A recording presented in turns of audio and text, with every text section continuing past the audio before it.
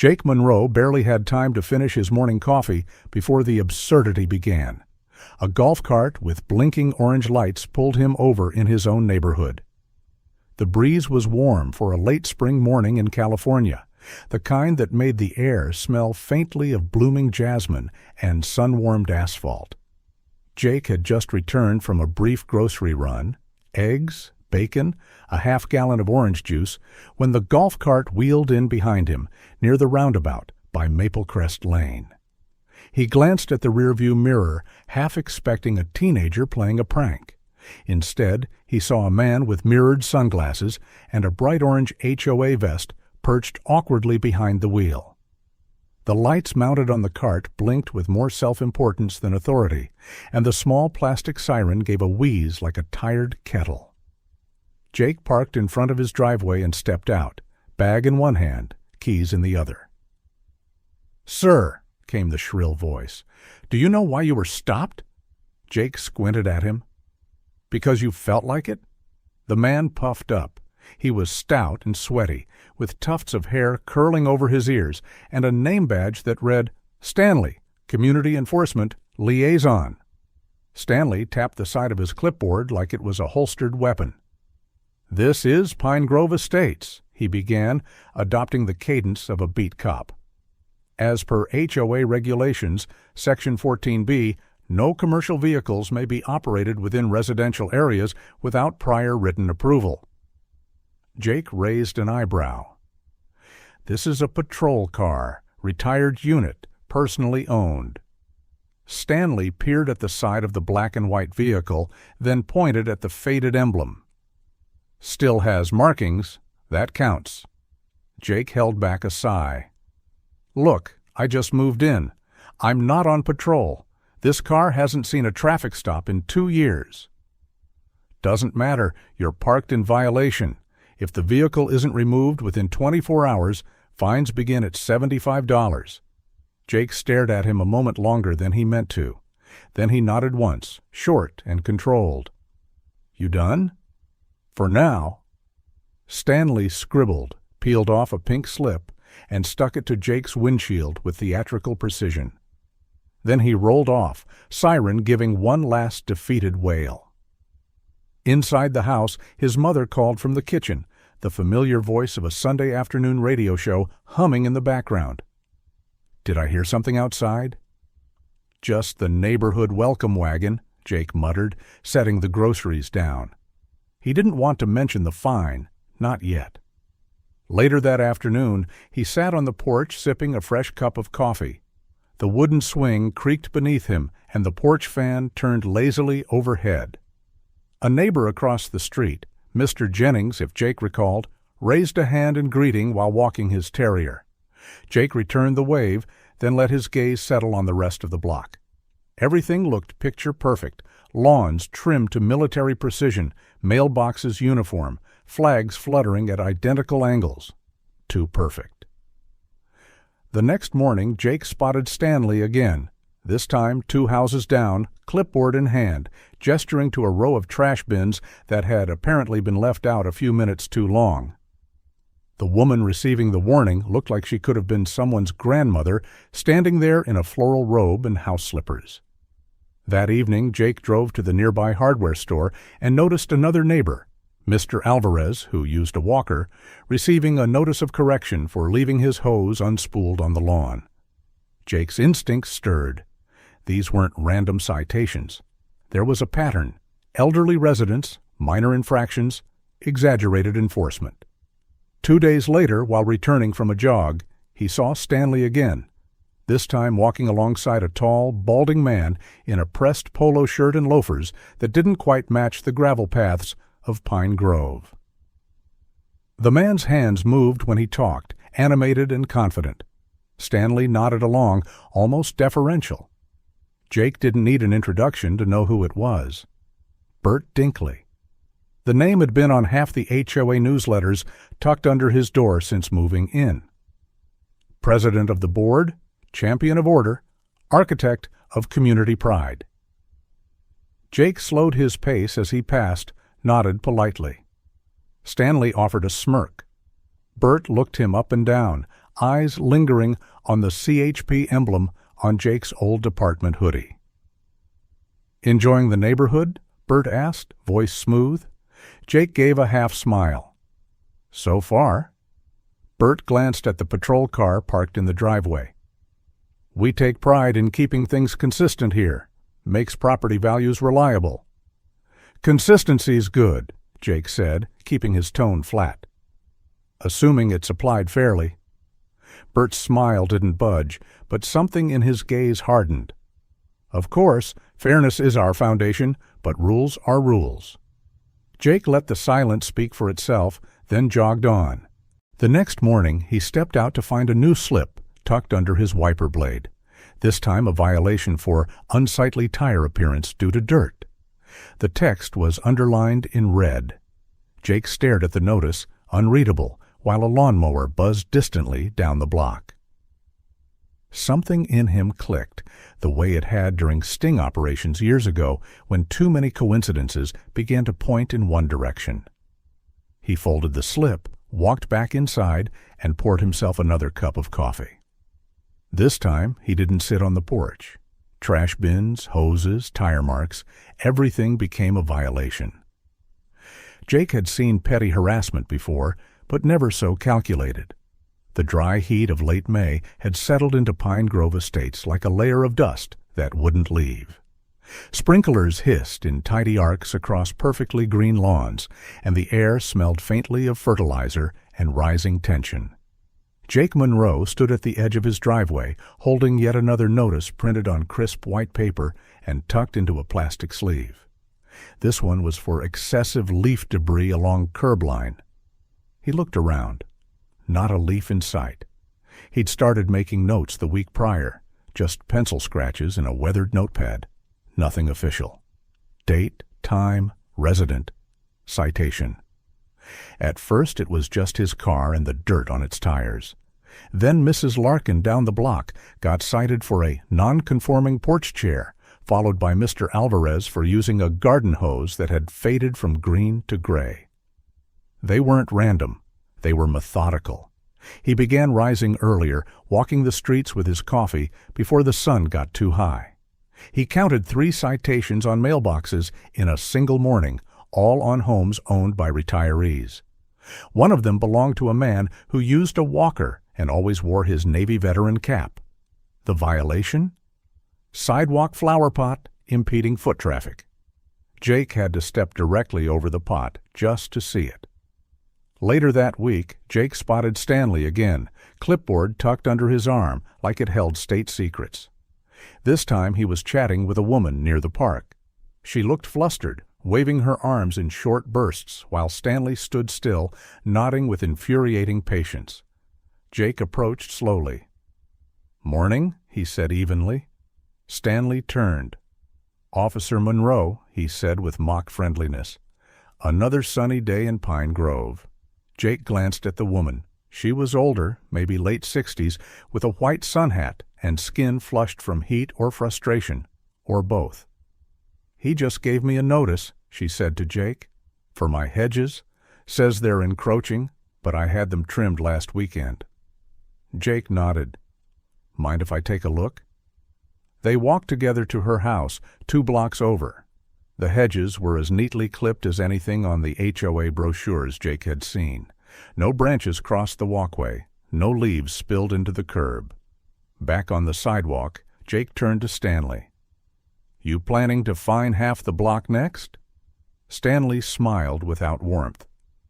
"HOA guidelines are clear. We're simply maintaining standards." "Standards," Jake repeated. "Or revenue?" Stanley didn't answer. Instead, he pulled out his clipboard and made another note. Later that day, Jake decided it was time to meet some of his neighbors. Not the ones who waved from porches, but the ones who looked like they'd stopped waving long ago. The kind who sat inside on hot days with the curtains drawn, who whispered across driveways and kept file folders in kitchen drawers. He met Maggie Harper by accident, or maybe not. She was walking her dog, a wrinkled, gray-faced mutt named Howard, when Jake nearly tripped over a loose paving stone near her front gate. She laughed and offered him coffee without asking his name. 5 minutes later, he was sitting at her kitchen table while she poured from a glass carafe into a ceramic mug that read, "Trust no printer." "So what's your theory?" she asked, setting down a sugar jar shaped like a hen. "Pattern of targeted enforcement," Jake said. "Mostly elderly residents, low-activity lots, people without the means, or the energy, to fight back." Maggie sipped and nodded. "I used to run security audits for a firm that monitored city servers. I know a shakedown when I see one." Jake raised an eyebrow. "You've gotten fines?" "Marigolds," she said dryly. "Too tall. I suppose they offended the skyline." They talked for an hour. Jake laid out what he'd tracked. Maggie showed him her stack of notices, dated and highlighted. She'd already built a spreadsheet, columns color-coded by violation type. "You've done your homework," Jake said. "I get bored," she replied, and annoyed. The two of them agreed to start compiling everything, quietly, no shouting at meetings, no letters to the editor, just data. Jake returned home that evening with a folder of printed HOA guidelines Maggie had pulled from an outdated internal website. He was halfway through his sandwich when he heard a knock at the door. It was the mail carrier holding a clipboard and a manila envelope. "Certified," she said. "Needs a signature." Inside was a letter from the HOA board. It outlined a list of Jake's so-called infractions, 8 in total, and stated that unless addressed within 30 days, the HOA reserved the right to pursue a lien against his property. His stomach turned. He reread the letter twice, then slipped it into his desk drawer. The house was quiet. His mother had gone to bed early, tired from sorting through old photo albums. He could hear the low hum of her radio drifting through the wall. The next morning, Jake opened the front door to retrieve the newspaper and froze. Nailed into the wood at eye level was a rat, dead, flattened, a nail driven straight through its spine. Its tail hung limp, and blood had dried into the grain of the frame. Taped to its side was a yellow note, typed in bold block letters, "Don't push it." Jake hadn't felt hunted in years, not since his last undercover assignment. Now it was happening on his front lawn. He stood beneath the flagpole he'd installed 2 weeks earlier, a half-raised stars and stripes rippling in the breeze. It was Memorial Day weekend. Families grilled burgers, kids rode bikes in messy loops across driveways, and folding chairs lined the sidewalks like silent witnesses. Jake could hear the faint notes of patriotic music coming from a neighbor's Bluetooth speaker. It should have felt festive, but it didn't. That morning, he'd caught a figure pausing too long near his mailbox, a man in a navy windbreaker pretending to check his phone. He had walked past 3 other houses without stopping. Jake didn't move from his porch. He just watched.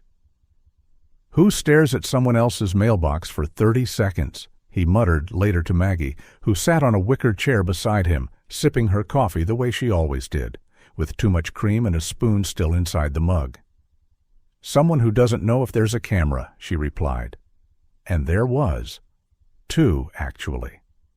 Over the past week, Maggie had helped Jake install discreet motion-triggered cameras around select properties. Some were buried in porch lights, others hidden in hollowed-out birdhouses. A few even used Maggie's modified solar-powered lawn gnomes. She insisted they worked better than they looked. Their small network had already captured plenty. Stanley pacing like a beat cop, leaving fresh notices on homes that barely had grass out of place. One clip showed him folding a violation slip in half, then stuffing it directly into the mailbox of the Carlsons' home. The Carlsons had lived in Pine Grove Estates for over 30 years. Mr. Carlson had fought in Vietnam. Mrs. Carlson made the best molasses cookies this side of the highway. They were the kind of neighbors who still sent handwritten Christmas cards and waved from their porch every morning at 7:30. And now they were scared. Jake had spoken to them the day before, when Mrs. Carlson dropped by with a small Tupperware of cookies for Maggie. She had smiled, but it was a thin smile, the kind that trembles around the edges. "We've been getting letters," she whispered. "I think they want our home." That night, around 11 p.m., Jake reviewed a fresh batch of surveillance. One clip made him sit forward. It was grainy but clear enough. Bert Dinkley, in casual clothes and a ball cap, creeping along the side of the Carlsons' home. Stanley followed a few paces behind.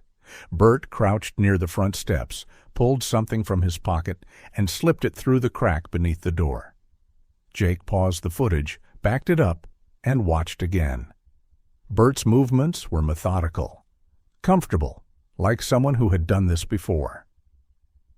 The next morning, Jake walked to the Carlsons' house. Mr. Carlson answered, looking more tired than usual. "They left something," Jake said gently. He didn't need to say who they were.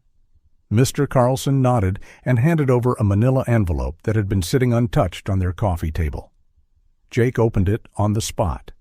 Inside was a notice of HOA foreclosure, bogus, incomplete, but dressed up enough to scare. Attached was an offer letter from a company Jake didn't recognize, Cypress Ridge Holdings, LLC. The offer price for the home was laughable, barely half its assessed value. Jake clenched his jaw. "You didn't sign anything, did you?" Mr. Carlson shook his head. "Not yet, but they said more fines are coming." Jake returned home, scanned the documents, then printed 3 copies. That afternoon, he waited. Bert showed up at the HOA office around 2 p.m., carrying a leather folder and a coffee that probably cost $8. Jake walked in behind him. "Got a minute?" Jake asked casually. Bert turned, surprised, but not rattled. "Always. Community feedback's important." Jake held up the envelope. "Cypress Ridge Holdings, ring a bell?" Bert looked at it, then smiled thinly. "Some folks don't take care of their properties. We offer solutions." Jake stepped closer. "You're issuing fake violations, pressuring seniors, sending them offers through shell companies. That's not a solution. That's a racket." Bert's grin widened, and for a moment Jake could see the man beneath the veneer, the one who liked being in charge, who liked playing God with other people's homes. "Be careful what you dig up," Bert said, his voice low and smooth. "Some things aren't meant to be found." Jake didn't blink. He just turned and walked out. That night he went over the footage again, labeling files and sorting dates. Maggie joined him around 9, bringing lemon bars from Mrs. Carlson and a list of connections between Cypress Ridge Holdings and other properties in the neighborhood. They worked quietly, save for the occasional bark from Howard in the backyard. Near midnight, the camera facing Jake's front lawn triggered. 2 men appeared in the frame, moving slow. One walked to the edge of the driveway, crouched, looked at Jake's tires. The other lingered near the porch steps. He wore a ball cap pulled low, but something about his frame, broad shoulders, stiff gait, made Jake sit upright. Maggie paused the footage. Her face went pale. "I've seen him before," she said. "He showed up in my footage last year. Different neighborhood, same cap, same stance." Jake rewound the clip, watched again. The men didn't speak, didn't knock. They just looked. Then they walked away. If Bert was going to brag about his scam, Jake would make sure he did it on record and under surveillance. The roadside diner off Highway 12 still smelled like fryer oil from the late lunch rush.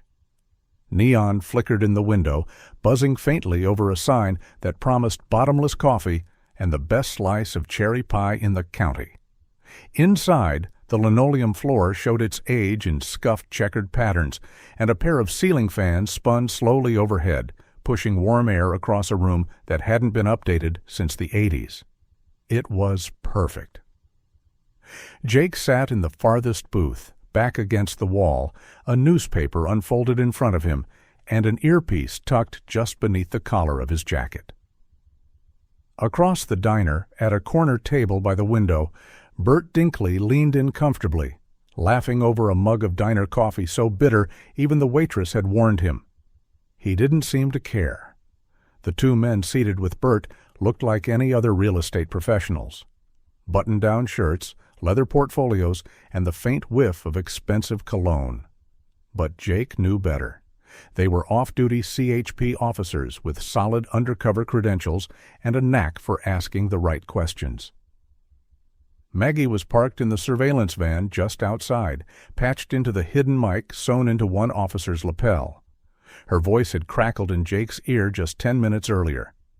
"They're ordering pie." This guy's about to start performing. Jake sipped his own coffee and watched. "I'll be honest with you," Bert said, lowering his voice just enough to sound conspiratorial. "You don't need to buy houses the old-fashioned way. That takes too long, too expensive, too many soft sellers." One of the officers nodded, feigning curiosity. "So what's the trick, then?" Bert smirked, stirring sugar into his coffee. "Pressure, timing. We find the right properties, usually older folks, fixed income, no legal fight left in them, and we start enforcing the standards." He made finger quotes around the last word. Trash bins out too long, grass half an inch over regulation, garden hoses visible from the street. Doesn't take much to overwhelm someone. The second officer leaned in. "And the HOA just let you do that?" Bert chuckled. "I am the HOA." He pointed at himself with his thumb, proud and completely unguarded. "I write the notices. I pick the rules. If I want to make up a new guideline about mailbox height, I can. You'd be amazed how quickly people start packing when the citations pile up." Jake's jaw tensed. He adjusted his paper to conceal the tiny camera mounted in the corner of his booth. One of the officers tried to look impressed. "So you scare them into selling?" "Scare's a strong word," Bert said, smiling. "I'd say nudge. And when they're good and ready to walk away, we send in a friendly offer, low enough to benefit us, high enough to make them feel like they're escaping." "And you flip the property?" "We don't even need to. Most of them get leased to other buyers we already know. It's a steady churn." He leaned back, smug. "It's legal, mostly. Depends how you document things." Jake caught a movement through the window. A sleek black SUV had just pulled into the lot. Dark windows, chrome trim, no front license plate. Jake's pulse quickened. He spoke softly into the mic clipped to his belt. "He's here." The man who stepped out of the SUV was thick through the chest and shoulders, dressed in a black polo and jeans, sunglasses still on, despite the fading daylight. He carried a manila envelope under one arm and walked with the kind of confidence that didn't come from HOA meetings. He entered the diner, gave Bert a silent nod, and slipped into the booth beside him. No handshake, no introductions. Just a quick exchange. Envelope from hand to hand, Bert tucking it beneath the table, sliding it into his portfolio like it was nothing. Bert grinned. "That's for the units on Spruce and Valley. Expect a return on those within 60 days. The man didn't reply. He stood and left just as silently as he'd arrived. Jake leaned forward slightly, voice low into his mic. "Got visual. Confirm envelope transfer. Suspect vehicle, black SUV, no front tag. Maggie, get the plate on exit if possible." "Copy," Maggie's voice came back. Inside the diner, Bert was still talking. "You two want in on this, we can set something up. You bring the capital, I bring the properties. And trust me, around here I decide who stays and who sells." Jake's blood turned to ice. That was it. The line, the admission. He rose from his seat and slipped out the side entrance, stepping into the gathering dusk with the quiet satisfaction of a man who just caught the rat mid-scam. The DA and his captain would have everything they needed. Audio, video, financial exchange. Now it was only a matter of time. But as he drove back into Pine Grove that evening, a nagging weight pulled at the back of his mind. There was something about the man in the SUV that didn't feel like a fluke. That wasn't just some courier. He moved like someone used to being obeyed. Not HOA level, something else. Jake parked in front of his house and stepped out into the cool night air.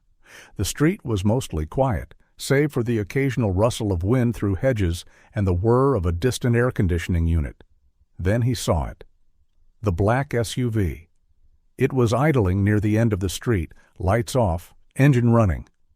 Jake stood still, arms at his sides, watching as it crawled past his house with a slow, deliberate roll.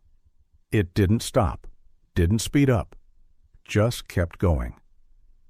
The next morning, Jake stepped onto his porch and immediately saw the mark.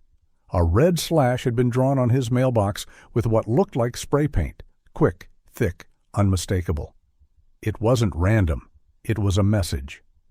Jake didn't need a badge to know when he was being watched, and now someone was watching him.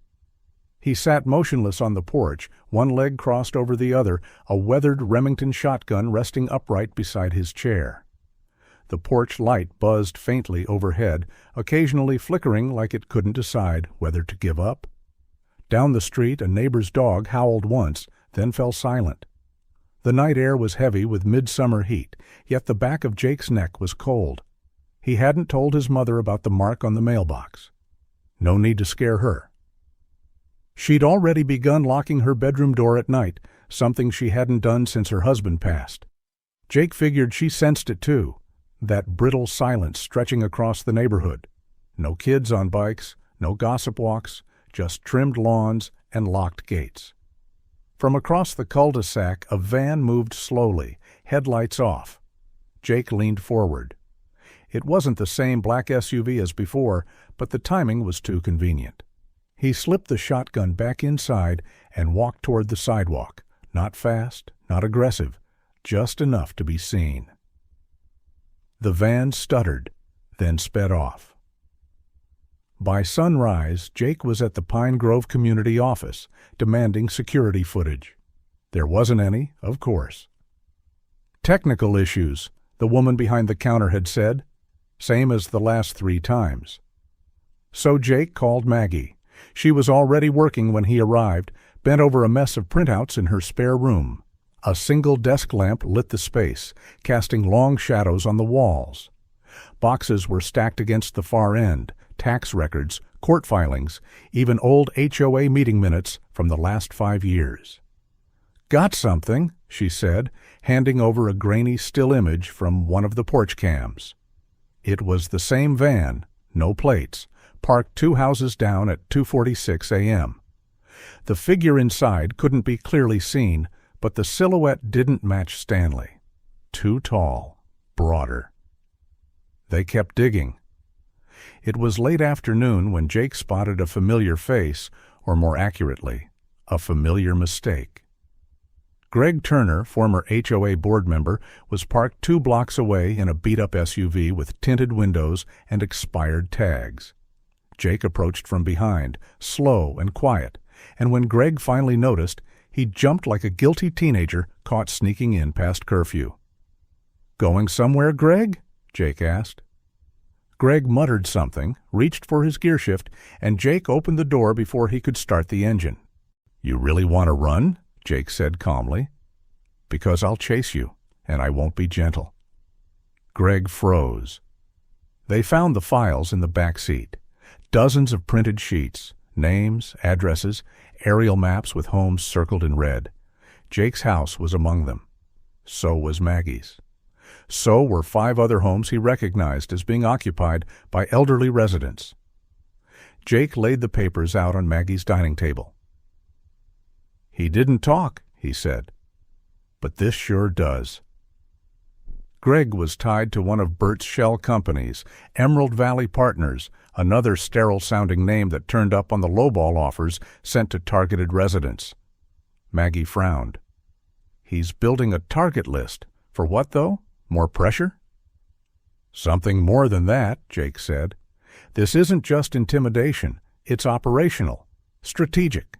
The break came 2 days later, when Maggie tracked a payment from one of Bert's dummy accounts to a private storage facility just outside the county line. The unit was registered under a fake name, but the keycard logs told the story.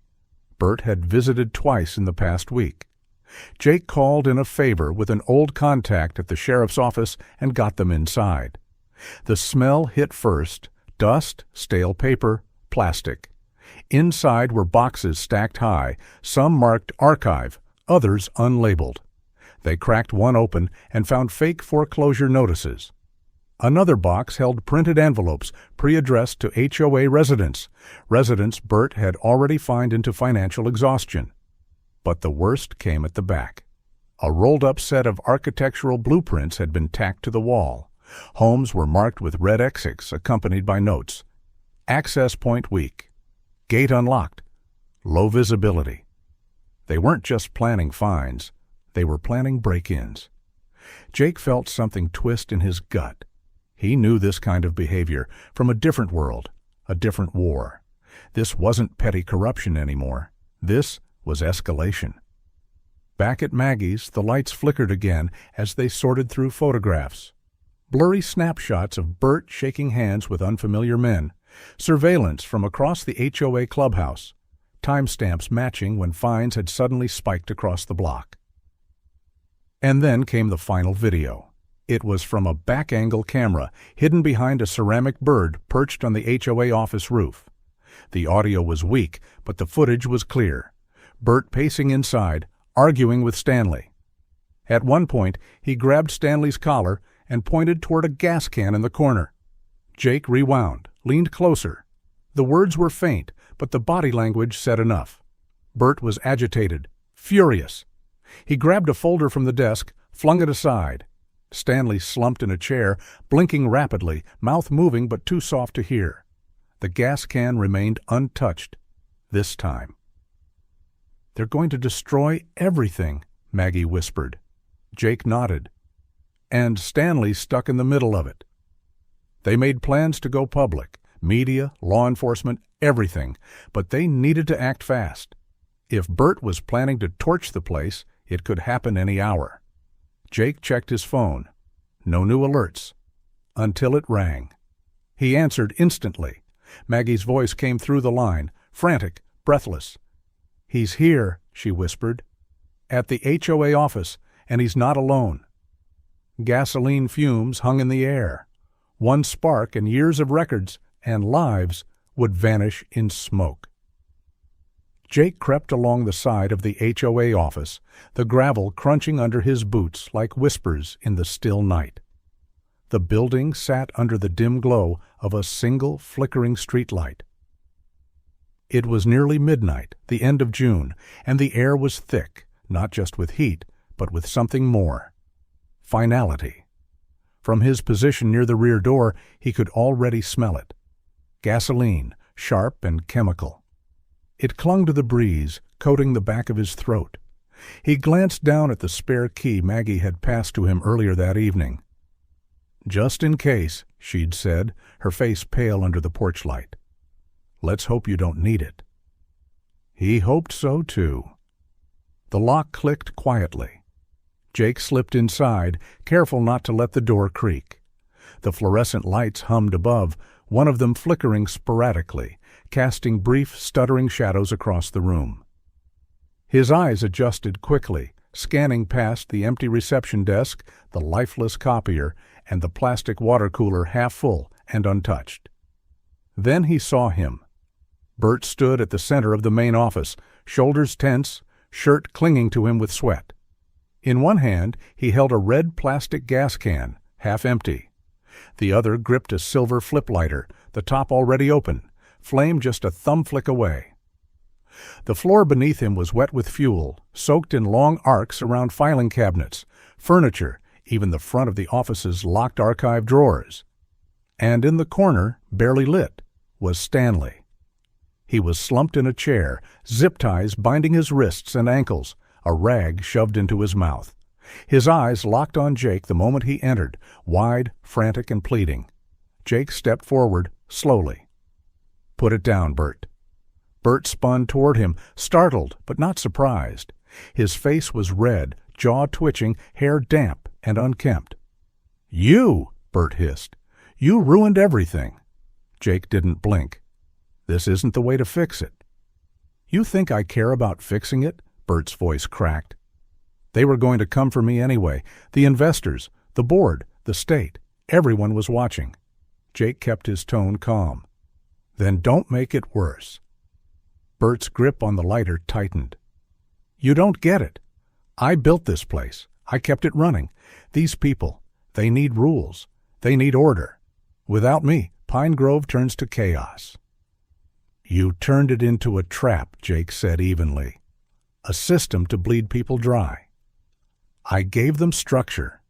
You gave them fear." For a moment, silence stretched between them.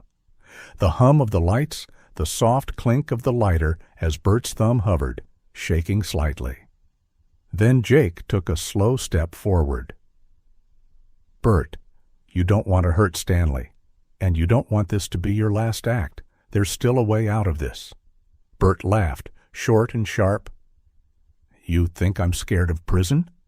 Jake shook his head. "Number, I think you're scared of being forgotten." Bert's expression flickered, just long enough. Then the wail of sirens sliced through the quiet. Bert froze. Red and blue lights washed over the office walls as the sound grew louder, closer. Jake could see it in Bert's eyes, the shift from fury to fear. The moment reality sank in. The lighter dropped from his hand with a soft click, landing harmlessly on the fuel-soaked floor. A second later, Bert sank to his knees. When the door burst open and the CHP team poured in, weapons drawn but lowered, Bert didn't resist. He let them cuff him in silence, head bowed, his face empty. Jake rushed to Stanley, cutting the zip ties with his pocket knife. "You okay?" he asked, pulling the rag free. Stanley coughed and nodded, eyes glassy. "He said he was going to light the whole place." "Not tonight," Jake said. "Not ever." A week later, Pine Grove Estates looked different. Children's chalk drawings decorated the sidewalks. The smell of grilled burgers and corn on the cob drifted down from the cul-de-sac where a large block party had taken shape. Neighbors mingled again, some cautiously, others with open arms. Mrs. Carlson had brought her famous peach cobbler, and Mr. Alvarez was in charge of lemonade, despite his tendency to sneak bourbon into his own cup. Jake sat in a folding chair near the edge of the park, a paper plate of baked beans and ribs resting on his lap. He wore a plain shirt, clean jeans, and the faintest hint of a smile. Maggie eased into the chair beside him, sipping sweet tea and scanning the crowd. A little girl ran past them with a sparkler, her laughter cutting through the summer air. "You sure you won't run for HOA president?" Maggie asked, half grinning. Jake chuckled, sipped his coffee, and said, "I'll stick to porch duty." Even in the quiet aftermath, the smell of gasoline seemed to linger, a reminder of how close they came to losing not just a building, but their sense of belonging. What began as a string of petty fines became a fight for the soul of a neighborhood, and in the end it wasn't anger or force that won. It was truth, patience, and quiet courage. Justice doesn't always arrive with sirens. Sometimes it sits on a porch with a cup of coffee, keeping watch. Like good soil, a strong community needs tending, but once it takes root, no storm can pull it loose.